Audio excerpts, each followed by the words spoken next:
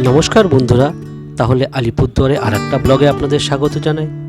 আর আপনারা তো জানেন যে আমরা আলিপুরদুয়ারে আসলে পরে এদিক ওদিক ঘুরে বেড়াই।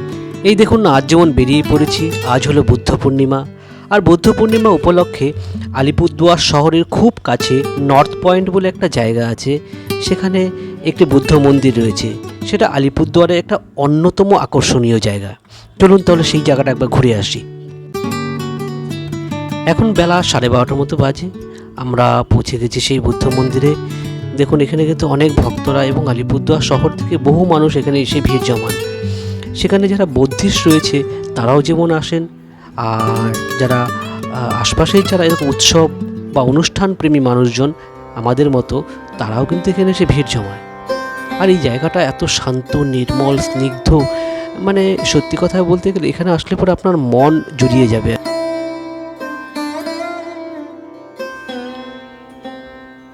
এর আগে আমি অনেকবার এসেছি, আশা করি আপনারা আমার ভিডিও তো দেখেছেন, কিন্তু বিশেষত এই বুদ্ধ পূর্ণিমার দিন কখনো আমার আসা হয়নি। যার ফলে এই বুদ্ধ পূর্ণিমার দিন কী কী অনুষ্ঠান হয় এগুলো নিয়ে আমার বিশেষ কৌতূহল ছিল। তাই এবার যখন আমি সময় পেয়েছি আমি কিন্তু চলে এসেছি, কারণ আমি চাই যে আপনারাও এই জায়গাটা দেখুন ভালো করে।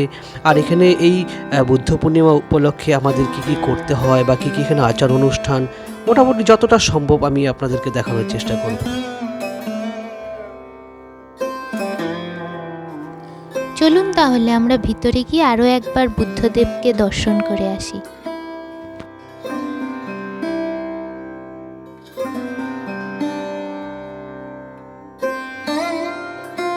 এটা একটা এমনই জায়গা না, যেখানে আমি যতবার আসি না কেন, বিশ্বাস করুন আমার যেন মনের সমস্ত রকমের যে দুশ্চিন্তা, দুর্ভাবনা, তার সমস্ত রকমের যে আমার মধ্যে যে নেগেটিভ শক্তি আছে বা নেগেটিভ চিন্তাভাবনা আছে, সব দূর হয়ে যায়।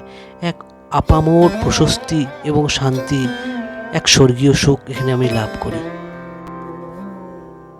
আর তাই আমার একটা অনুরোধ থাকবে, যারাই আলিপুরদুয়ার শহরে ঘুরতে আসবেন অবশ্যই কিন্তু একবার এই বুদ্ধ মন্দিরটা ঘুরে যাবেন। কারণ একটাই, কারণ এখানে যখন আপনারা আসবেন তখন আপনারা নিজের তরফ থেকে যে ফিলিংসটা পাবেন সেটা বোধহয় অনেক বেশি বর্ণনীয়, আমি যেটা বলছি তার চেয়েও। তাই বন্ধুরা আপনারা আসুন, আলিপুরদুয়ারে আসুন, আলিপুরদুয়ারে বিভিন্ন স্থান আপনারা ঘুরে যান। এখানে সবুজে ঘেরা একটা ছোট্ট শহর, এখানে আপনার আসলে পরে আপনারা নিজেরাই অনুভব করতে পারবেন যে আপনাদের মানে কি বলবো, ভালো লাগাটা আপনাদের নিজস্ব অনুভূতি হিসেবেই আপনারা দেখাতে পারবেন।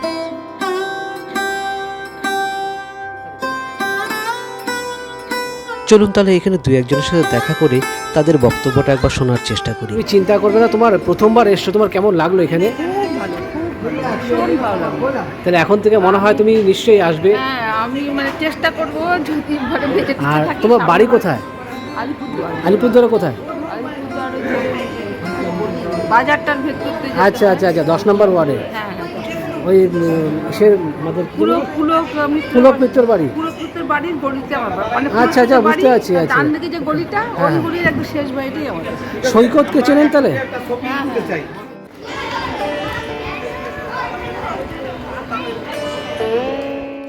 যাই হোক, এখানে এসে অনেক চেনা পরিচিতদের সাথে সাক্ষাৎ পেয়ে গেলাম, একটু গল্প গুজব, সবার সাথে বসে একটু এখানে একটু বিভিন্ন বিষয় নিয়ে আলোচনা।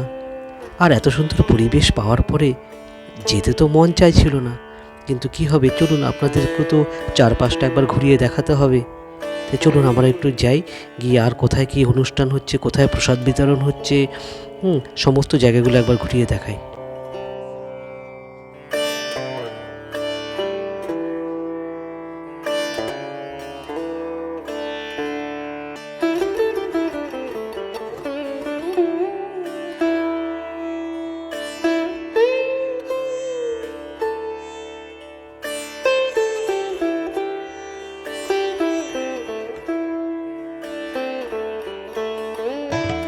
চলুন আমরা মন্দিরে ওই পাশটাতে একটু যাই, কারণ ওখানেই আমি শুনেছি সবাইকে বসিয়ে প্রসাদ খাওয়ানো হয়।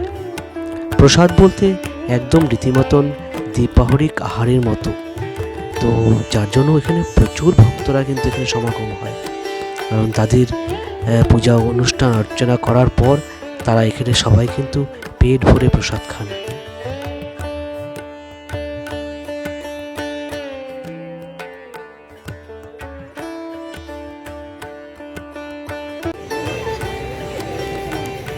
তারপর অনেকটা সময় কাটানোর পর, প্রসাদ গ্রহণ করার পর আমাদের এই ভিডিওটা এখানেই শেষ করছি। তো দেখা হবে আরও একটি নতুন ভিডিওতে। এবারের মতো তাহলে এখানেই থাক। ধন্যবাদ, টাটা।